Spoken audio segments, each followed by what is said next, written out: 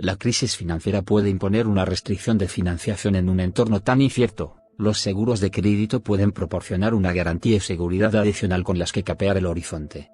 ¿Cómo afectará la guerra de Ucrania a la economía internacional en 2023 si el conflicto se prolonga más allá del verano? Yo creo que veríamos una perseveración de las tendencias actuales.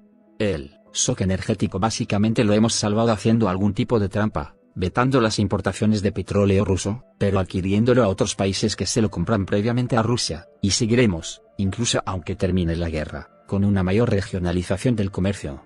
No parece que esas tendencias vayan a cambiar porque son decisiones esencialmente políticas, sobre todo en el corto y medio plazo. En un mundo tan interdependiente e interconectado como el actual, los embargos comerciales pueden ser muy complicados de aplicar. ¿Están siendo ineficaces en el caso de Rusia? Es verdad que los embargos no están funcionando tanto como les gustaría a las potencias que los aplican, básicamente porque el mundo está tan interconectado que otros países pueden actuar como intermediarios para vender a Rusia.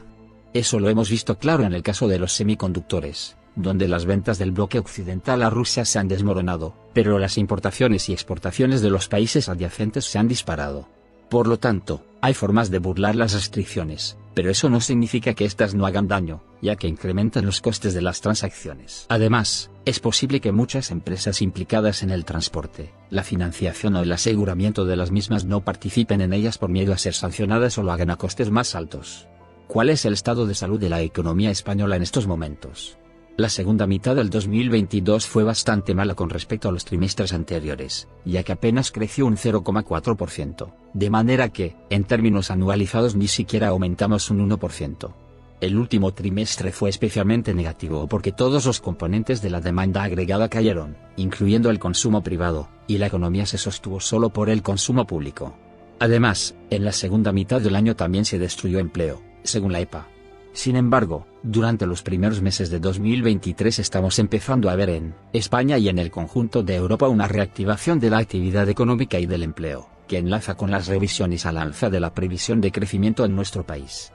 Sin embargo, hay que ser prudentes porque es probable que la crisis financiera que tenemos en ciernes termine teniendo algún tipo de influencia sobre los flujos de crédito y, por lo tanto, sobre la capacidad de crecimiento de nuestra economía. ¿Por qué se reacelera la economía europea en la primera mitad de este año? Probablemente porque el shock energético que sufrió durante el segundo semestre de 2022 ha pasado ya. El precio del petróleo y del gas han bajado mucho y eso le ha dado nuevos bríos, pero insisto en que hasta que no se aclaren las incertidumbres financieras sería prematuro aventurar si 2023 va a ser un buen año o no. ¿Cree que el PIB español crecerá este año por encima de las grandes economías europeas y que se reducirá sustancialmente el IPC? Dada la incertidumbre que he señalado, si España crecerá más que el resto y si la inflación se moderará sustancialmente son pronósticos que hay que coger con pinzas. Si no se consuma ninguna crisis financiera y prosiguen las tendencias actuales y la reaceleración que estamos viendo ahora, es probable que la economía española crezca más que otras de Europa porque todavía tiene margen para recuperar el PIB que perdió durante la pandemia. En cualquier caso, la inflación con respecto a 2022 sí es probable que se modere y tendremos buenos datos hasta mayo o junio, aunque en la segunda mitad de 2023 podríamos ver un nuevo rebote al alza. ¿Qué papel cree que juega el seguro de crédito en este momento de incertidumbre y perturbación del riesgo de crédito? En un entorno tan incierto, los seguros de crédito pueden proporcionar una garantía y seguridad adicional con las que capear el horizonte. Acabamos de ver que en Estados Unidos el Silicon Valley Bank ha caído porque no tenía asegurada su cartera de activos contra el riesgo de interés. Y, aunque no es lo mismo que el riesgo de crédito, estamos viendo cómo la falta de aseguramiento de ciertos riesgos en el nuevo entorno en el que nos movemos puede ocasionar daños muy gravosos. Porque desde mediados de 2022 se han triplicado los concursos de acreedores de empresas españolas, a diferencia de otros países europeos. La segunda mitad del 2022 no fue positiva ni para el consumo ni para la inversión. Probablemente, la crisis energética y la consiguiente incertidumbre alrededor de la rentabilidad de las empresas pausó la inversión.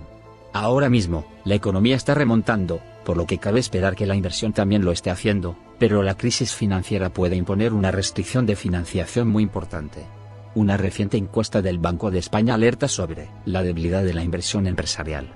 ¿Qué medidas son necesarias para mejorar la situación? Medidas coyunturales a corto plazo serían las típicas para estimular la economía, pero el enfoque estaría equivocado porque entonces se sostendrían inversiones que quizás no fueran viables a largo plazo. Si queremos que la economía española invierta más, Tenemos que fomentar el ahorro interno, por ejemplo, con una rebaja de la fiscalidad, y, por otro lado, desregular la economía para que aparezcan nuevas oportunidades de inversión.